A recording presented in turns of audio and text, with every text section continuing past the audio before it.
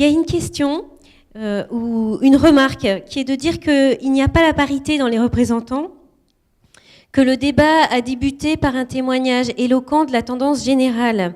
Et heureusement qu'il y a eu l'intervention de Monsieur Legendre. Alors je ne sais pas si l'un d'entre vous veut réagir, sachant qu'il y a beaucoup de questions autour de l'euthanasie, autour de l'expérience face à la douleur. Est-ce que je vous les lis ? Non ? Juste un petit mot. 90% des gens veulent l'euthanasie, mais généralement, l'euthanasie, c'est pour les autres. Hein. C'est pas pour soi.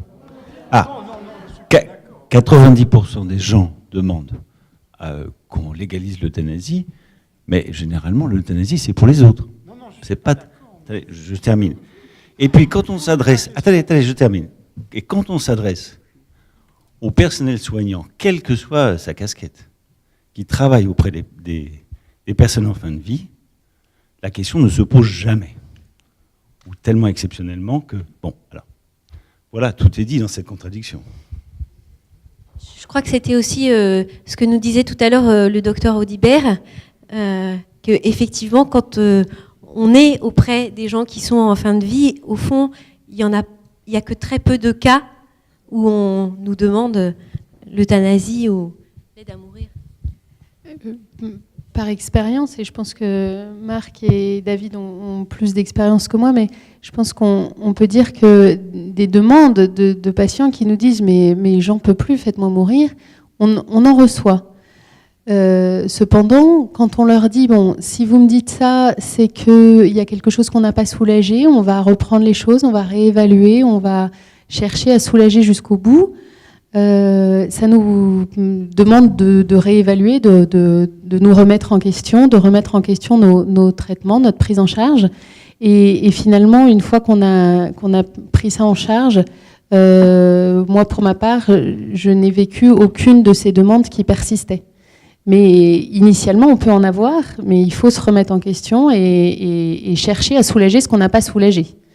Et c'est en ça que je dis que je suis acharnée dans mon soin, c'est que je suis acharnée à chercher ce que je n'ai pas soulagé quand j'ai ce genre de demande et à le soulager.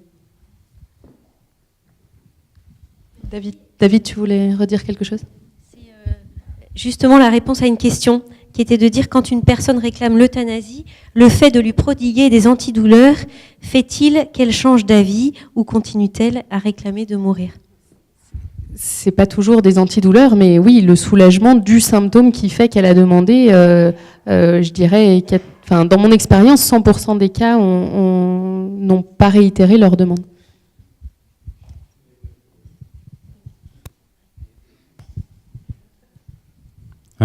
Effectivement, je crois que c'est 2%, le nombre de personnes qui demandent vraiment une euthanasie active en France. Ça va être de l'ordre de 2%. Alors nous, dans notre expérience, en fait, elle n'est pas énorme, mais en fait, moi j'ai souvenir surtout d'une patiente qui était en souffrance psychologique, parce qu'en fait, la souffrance physique, on arrive finalement, avec les médicaments qu'on a, on arrive à la contrôler. On a des drogues maintenant puissantes pour la contrôler, mais c'est surtout la souffrance psychologique, les gens qui sont vraiment dans des états de détresse majeure, où là, effectivement, quand on ne peut plus rien faire, on a accès à la sédation à ce moment-là. Et moi, je me souviens d'une patiente, effectivement, avec qui était en détresse, et on lui a demandé si elle voulait qu'on la fasse dormir, et c'est comme ça qu'on a pu un petit peu la soulager, quoi, avant qu'elle meure. Moi, je voulais rebondir effectivement sur la légalisation de l'euthanasie. Donc, faut savoir que c'est fait en Belgique. Enfin, ça, vous le savez, depuis 2002, je crois. On s'aperçoit quand même qu'il y a des dérives assez importantes quand même. Il y a des personnes qui sont euthanasiées alors qu'elles ne l'ont pas demandé, mais c'est la famille qui l'a demandé. Il y a des euthanasies chez des patients qui souffrent de problèmes psychiatriques, et donc on sort un petit peu du débat. Je pense effectivement, pour rebondir un peu sur ce que tout le monde a dit, c'est dommage de ne pas développer la loi actuelle et d'aller vers cette euthanasie active qui est un non-sens, à mon avis. Il y a une... Sur les dérives possibles. Vous vous parlez de dérive en Belgique, c'est possible. Toute loi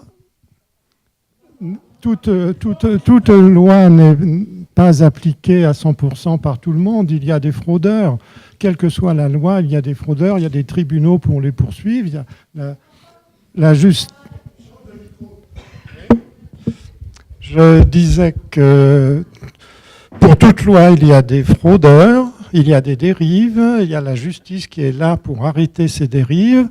Une loi qui légaliserait l'euthanasie amènerait aussi peut-être quelques dérives. Il faudrait bien veiller à ce que l'esprit de la loi soit respecté. Mais vous prenez le code de la route, il y a des chauffards, c'est pas pour ça qu'on supprime le code de la route. Pour la loi sur l'euthanasie, on pourrait penser que ce serait la même chose, une bonne loi avec quelques fraudeurs. Merci. Je rebondis juste sur ce que vous disiez tout à l'heure, docteur. On a une question qui dit « J'ai l'impression que l'on ne parle que des personnes en fin de vie qui sont conscientes. Quid de Vincent Lambert ?» Vous parliez, voilà. Pour vous ou pour quelqu'un d'autre, il n'y a pas de... Je vais passer la parole à Marc, mais c'est vraiment... Alors là, on parle effectivement de cas exceptionnels, donc on sort vraiment du cadre. Donc, ces deux-là, en fait, effectivement, ce qui est très important, c'est de savoir effectivement ce que les personnes veulent, en fait. C'est pour ça que les directives anticipées sont importantes. Et le cas, enfin, pour moi, de l'extérieur, le cas de Vincent Lambert, c'est vraiment la problématique de savoir exactement ce qu'il voulait ou ce qu'il veut pour sa fin de vie, quoi. C'est un cas extrêmement difficile et il n'y a pas eu de directive anticipée et la famille se déchire sur ce cas-là. C'est vraiment complexe. Si, sur le cas de Vincent Lambert, il y a un groupe de médecins, et peut-être que Marc, tu voulais aussi en parler. Ouais, il y a un groupe de médecins qui a fait une tribune ouverte dans le Figaro, et un groupe de médecins qui travaille dans les unités pour les cérébro-lésés, c'est-à-dire les gens qui ont eu un accident terrible qui a fait que leur cerveau ne peut plus leur permettre une conscience pleine. Et donc, c'est des services qui s'appellent... Et d'ailleurs, on avait invité un des soignants d'un tel service, mais qui n'a malheureusement pas pu venir. Et ces médecins-là, ils disent, attention, Vincent Lambert et les 2500 à peu près patients qui sont dans le même état que Vincent Lambert en France aujourd'hui ne sont pas des personnes en fin de vie. Ce sont des personnes handicapées. Ils ont un handicap sévère, mais ils ne sont pas en fin de vie. Il y aura un moment dans leur vie où ils seront en fin de vie. Mais Vincent Lambert, actuellement, n'est pas en fin de vie. Si on lui donne à manger, il vit, il respire, il regarde, il n'a pas besoin d'appareil pour respirer. Voilà, il recommence à manger un petit peu par la bouche. Il a besoin de rééducation. Il a un handicap très sévère, très douloureux pour sa famille et ses proches, évidemment. Difficile à suivre pour les soignants qui sont autour de lui, car il est dans un service de soins palliatifs qui n'est pas un service adapté à son état, parce que c'est un patient handicapé, lourd, cérébro-lésé. Et les services de soins palliatifs ne sont pas compétents en la matière, ils sont compétents dans les soins de fin de vie, ce qui n'est pas son cas. Donc effectivement, ça dépasse notre débat aujourd'hui, et le débat autour de Vincent Lambert serait plutôt la prise en charge de la personne handicapée sévère dans notre société.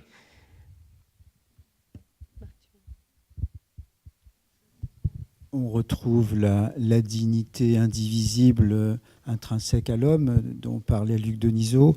Alors après, il y a quand même un point litigieux, compliqué en regard de la loi, c'est que depuis 2016, si je ne me trompe pas, l'hydratation et l'alimentation sont considérées comme un soin et non plus comme un besoin élémentaire vital. Et si un patient dépend du corps médical pour être nourri et hydraté, c'est considéré comme un soin, et donc on peut s'interroger sur l'obstination déraisonnable qu'il y aurait à nourrir artificiellement, à hydrater artificiellement un patient en fin de vie. Mais en effet, la différence, c'est que Vincent Lambert n'est pas atteint d'une pathologie évolutive à évolution fatale. En fait, la loi Leonetti et la loi Leonetti-Claes, son complément de 2016, ont été fabriqués pour des patients ayant une pathologie évolutive. Et elle n'a pas été du tout conçue pour des patients handicapés. Aussi handicapés puissent-ils être. Voilà, c'est tout.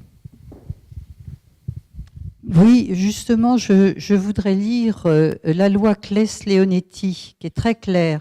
Pour les patients atteints d'une affection grave et incurable, désormais un médecin ne pourra pas s'opposer à une demande de sédation profonde et continue de la part d'un patient atteint d'une affection grave et incurable dont le pronostic vital est engagé à court terme et qui présente une souffrance réfractaire au traitement ou lorsque sa décision d'arrêter un traitement engage son pronostic vital à court terme et est susceptible d'entraîner une souffrance insupportable. Chaque terme montre bien à quel point il est difficile, justement, même d'appliquer la loi. Et je crois que c'est là où on a besoin d'avoir des réflexions qui permettent véritablement que chaque mot soit bien pesé et qu'on regarde, parce qu'on fait peser aussi sur les médecins, je crois qu'il faut quand même être clair, et que là, il y a une véritable... C'est pour ça que tout à l'heure, je disais, on a des textes, est-ce qu'on les a bien analysés, est-ce qu'on en a fait le bilan, et que si on reprenait ces textes et chaque mot, il y a des choses qui véritablement nous permettraient peut-être de répondre à certaines des interrogations qu'on peut tous avoir. Merci, je rebondis sur ce que vous venez de dire parce qu'on a un certain nombre de questions autour justement de la place des soignants et de comment est-ce qu'ils peuvent se positionner par rapport à de telles demandes. Quelle place pour une infirmière qui refuserait de poser les thérapeutiques prescrits en cas d'euthanasie souhaitée d'un patient ? Le suicide médicalement assisté n'est-il pas en complète contradiction avec le serment que prononcent les médecins au moment de leurs études ? Existe-t-il ou est-il prévu de créer une loi protégeant les soignants qui refuseraient de préparer ou administrer un produit létal, en prévision également d'une éventuelle acceptation de l'euthanasie dans un avenir proche ?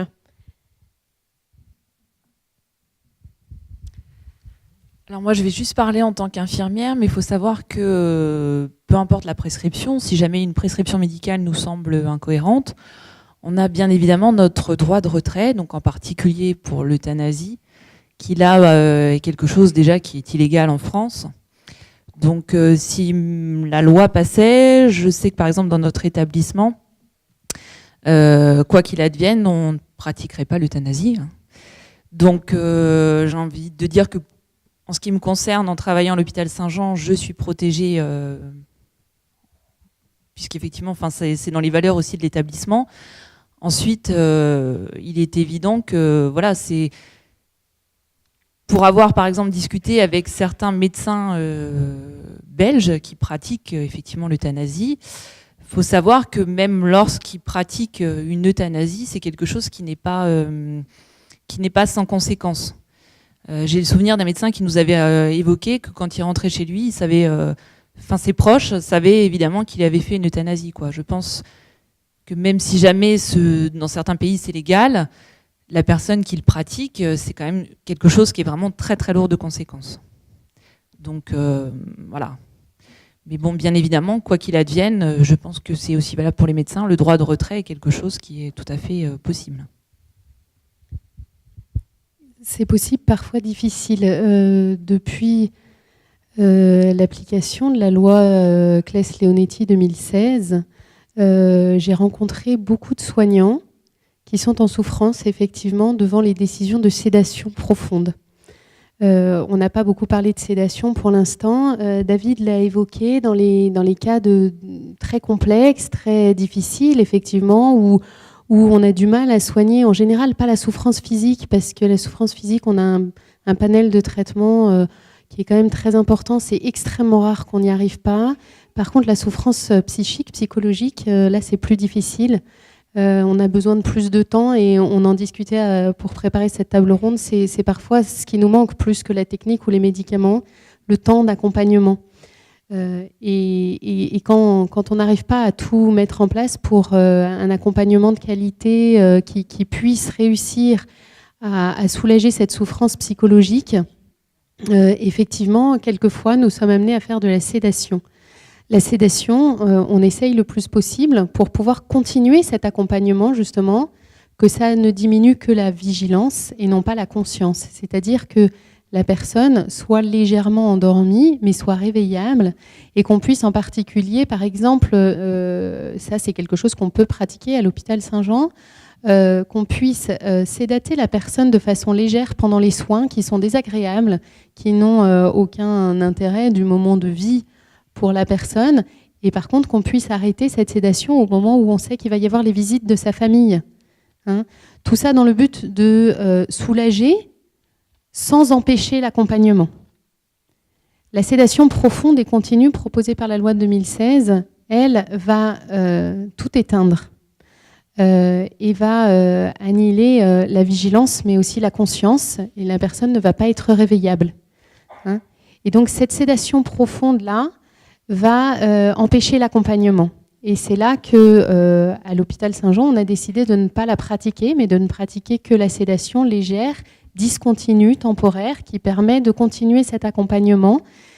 Et comme je vous disais, j'ai rencontré de plus en plus de soignants qui, depuis août 2016, que c'est les décrets d'application de la loi de février 2016, sont en difficulté parce qu'ils suivent un patient qui ne souffre pas et pour qui le médecin prescrit tout d'un coup une grosse dose de morphinique, une grosse dose d'anesthésiant qui vont effectivement sédater et finalement effectivement entraîner la mort plus rapidement. Et donc ces soignants sont en difficulté, ils peuvent être amenés à refuser et beaucoup ont peur des conséquences que ça peut avoir sur leur emploi, tout simplement, et puis sur le malaise qu'il peut y avoir dans leur équipe. Et c'est pour ça que nous on est très attachés à nos réunions d'équipe. Et que ça arrive aux infirmières de dire mais là on ne comprend pas votre prescription, pourquoi vous prescrivez ça, pourquoi tel médicament et non pas tel autre, pourquoi un neuroleptique et pas un anesthésiant, pourquoi ceci, hein, vous m'avez posé la question dernièrement, voilà, on va expliquer ça et on va chercher ensemble l'intérêt du patient. Dans certains services c'est pas possible effectivement et dans ce cas-là il y a effectivement une souffrance des soignants.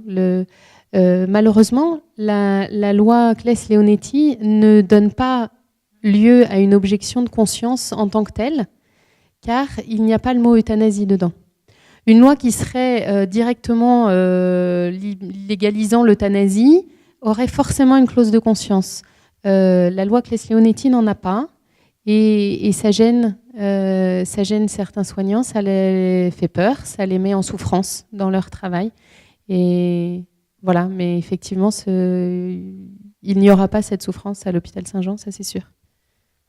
Je ne sais pas, à l'hôpital de Gien, vous avez sans doute vos réponses aussi.